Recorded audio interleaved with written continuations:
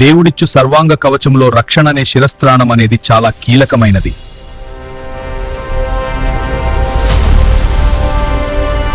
శిరస్త్రాణము తలని కాపాడుతుంది.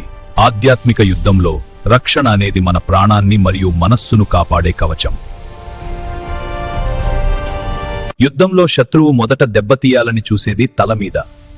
మన శరీరానికి తల ఎంత ముఖ్యమో మన ఆధ్యాత్మిక జీవితానికి మన ఆలోచనలు అంత ముఖ్యం.